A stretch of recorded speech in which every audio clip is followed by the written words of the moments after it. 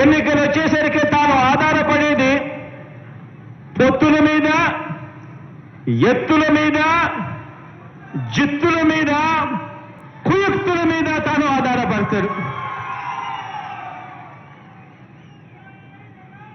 ఈ పెద్ద మనిషి మరో వ్యక్తి మీద కూడా ఆధారపడతాడు.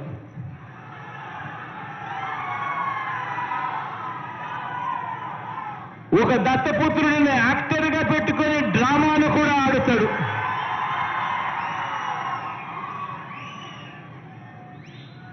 ఈ దత్తపుత్రుడు ఎవరు అనంటే, ఎలాంటి వాడు అనంటే, మొన్న తెలంగాణలో తాను పోటీ పెట్టాడు. తాను తెలంగాణలో అభ్యర్థులు నిలబెడుతూ పోటీ పెడుతూ తెలంగాణలో తాను అన్న మాటలు వింటే నాకు ఆశ్చర్యం అనిపించింది.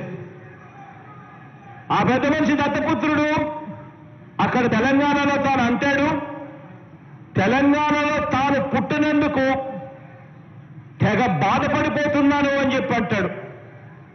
తెలంగాణలో తాను పుట్టినందుకు తన దురదృష్టం అని చెప్పి కూడా అంటాడు. ఇలాంటి వ్యక్తి మొన్న తెలంగాణలో ఇలాంటి డైలాగులు కొట్టిన నాన్ లోకల్ ప్యాకేజ్ ఇస్తారు ఈ పెద్ద మనిషి చంద్రబాబు నాయుడు గారికి ఇంకొక పార్ట్నర్. ఈ పెద్ద మనిషి ఆంధ్ర పాలకులకు చుక్కలు చూపిస్తా అని చెప్పి తెలంగాణలో డైలాగులు కొడతాడు. ఆంధ్ర పాలకులకు ఈ పెద్ద మనిషి చుక్కలు చూపిస్తాను అని చెప్పి తెలంగాణలో డైలాగులు కొడతాడు. ఈ ప్యాకేజీ ఇస్తారు, ఈ మ్యారేజ్ ఇస్తారు.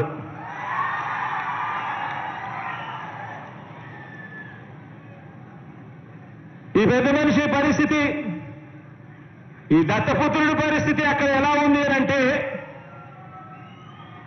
ఆ తెలంగాణలో పోటీ పెట్టి ఇన్ని డైలాగులు ఆంధ్ర రాష్ట్రానికి వ్యతిరేకంగా కొట్టిన ఇన్ని డైలాగులకు ఆయనకు పడిన ఓట్లెన్నో తెలుసా? చివరికి అక్కడ ఇండిపెండెంట్ గా నిలబడిన చెల్లెమ్మ బర్రెనెక్కకు వచ్చిన ఓట్లు కూడా ఈ పెద్ద మనిషికి దత్తపుత్రుడికి రాలేదు. డిపాజిట్లు కూడా రాలా.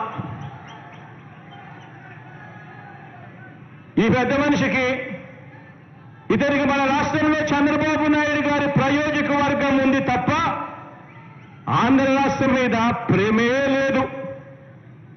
ఇక్కడ ఈ పెద్ద మనిషికి ఒక సొంత నియోజకవర్గం కూడా లేదు.